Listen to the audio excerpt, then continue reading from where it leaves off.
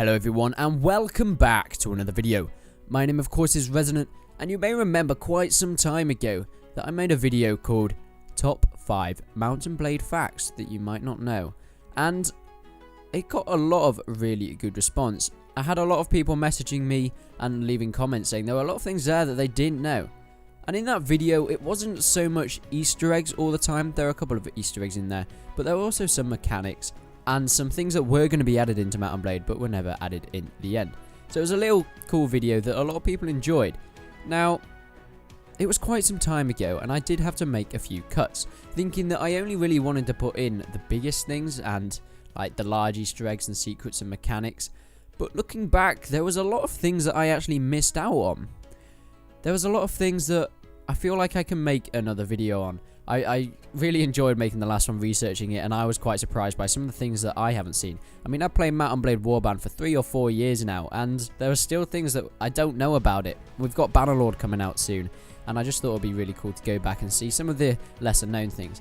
Now in this video, we have some little Easter eggs, and I have grouped together some things, because there are some things that are, I'd say, in the same sort of group. They're not massive little Easter eggs and finds, but there's some nice little ones that you might want to go and check out. So I've grouped them together. So there will be another 5 items here that you guys can go and check out, and I hope you really enjoy this video. So welcome back to another top 5 things you might not know about Mount and Blade Warband.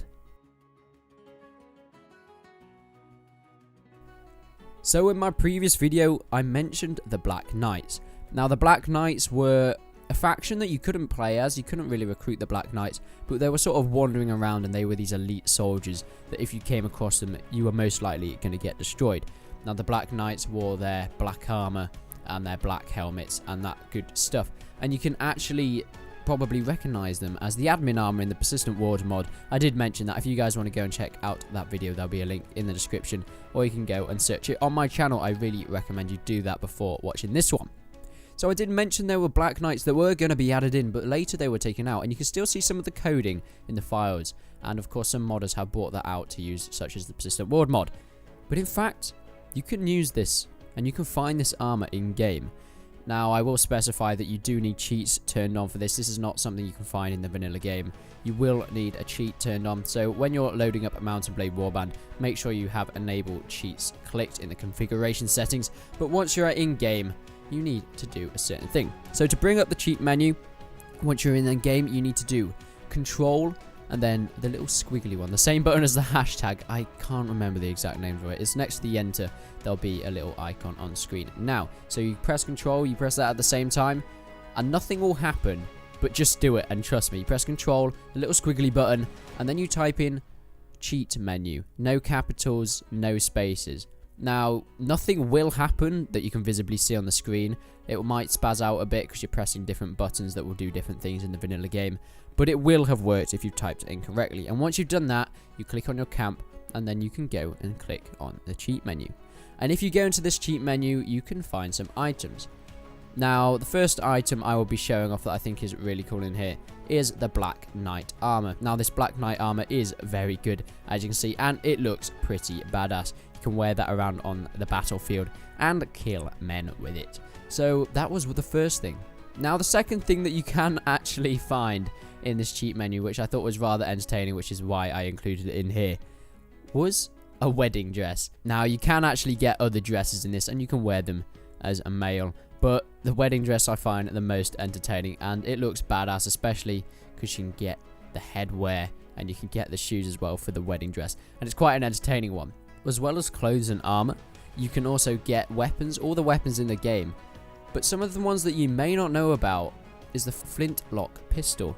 Now, this is because this is not actually usable in the actual game. You can only get it through cheats.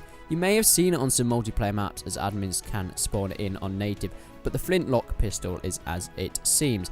It is a pistol that you can use. You need cartridges to use it, but you can use it on the battlefield. Obviously, running around with it on the horse will make it less accurate, but it does a decent amount of damage, as you can see. It is not OP, but it is quite a cool, interesting little Easter egg that you can mess about with on the battlefield. Now, not only can you get weaponry, you can also get musical instruments. And as you can see here, you can spawn yourself into musical instruments. They do nothing, except for them, they work as a shield. And I'm not quite sure how well they'd actually work as a shield, but you can use them as a shield, as you can see. So that's a few things that you can get from the cheat menu. And I thought there were some cool little Easter eggs. Obviously, you can get all the items in the game from the cheat menu. But these were some ones that I thought were cool little Easter eggs that Tailworld's added in. So that is why they are at the number 5 spot.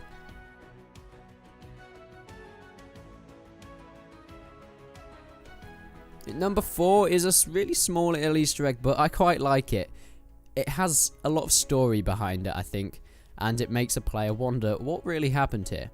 So if you're searching around the Vega area, if you're going through the tundra and the snowy mountains, and you might come across Beluga Castle. I think that's how you pronounce it. I hope it is. Now, if you go to Beluga Castle and you go into the castle itself, as you may know, if you go into a castle, you normally have a feast, and there are normally a lot of people in there, especially if there is a feast going on. But Beluga Castle is different. Now, the reason I'm putting this on the list is because they put in a small little Easter egg that really made me think, and it is quite a cool little thing to make the player come up with their own little story about it. And this is the skeleton sitting at the table with a knife in its back. Now, I know it's a very small little Easter egg, but I think it's quite a cool one, so that's why I added it in. And I just wonder what happened to this dude, how he came. And as you can see, there's a lot of food on the table, which is a bit strange for a dead guy. But that is why the skeleton at Beluga Castle is coming in at number 4, as we have the small little Easter egg.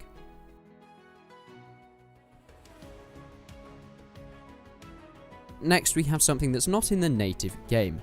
This is in the standalone expansion for Mount and Blade Warband of Fire and Sword. Now, this expansion was released a few years after Warband was, and it was a very good expansion.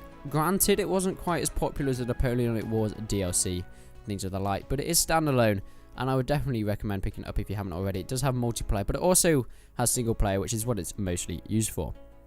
And here, I think the Tailworld's developers were messing about a little bit when they were making this, and it's quite entertaining.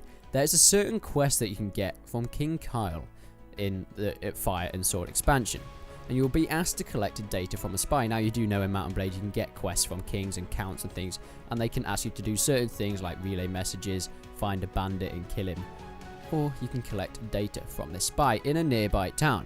Now, when you go and look for this guy, once you've located him, there's something slightly different about it. Now, I think the Tailworld's developers were messing about with this. It might just be a mistake, but I'm not sure. I'm not quite sure what happened here. And the spy is a man in a dress with boobs. So no one really knows. Is this a man or a woman? I don't know. It's a small little Easter egg that Tailworld's have added in, and it is quite an interesting one. So that is why it's coming in at the number 3 spot.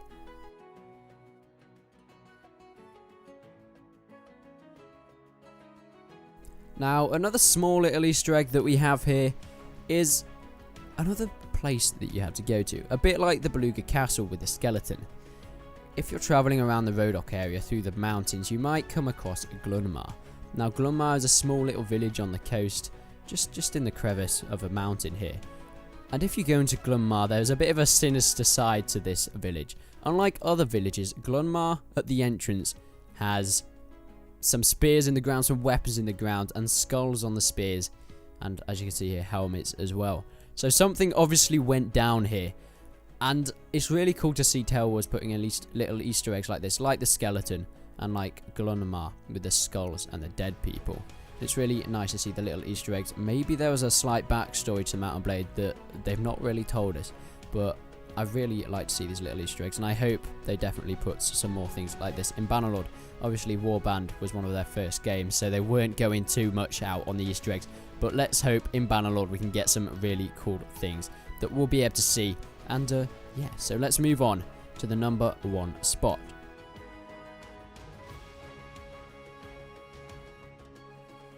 Now, for my number 1 thing that you might not know about Mount and Blade Warband is that is actually a sort of cinematic spectator mode in single player. Now, many of you might not know this, especially if you're not a content creator, because this is something that you won't really use unless you're making videos like me. And if you want to see some of this stuff in action, I made a video a while ago for a mod developer for Mount and Blade Warband. This is the Independence of Chile mod. He asked me to make a trailer for it for his mod page, and I used this cinematic mode quite a bit, and it makes the game a lot cooler, and it's a lot easier for filming.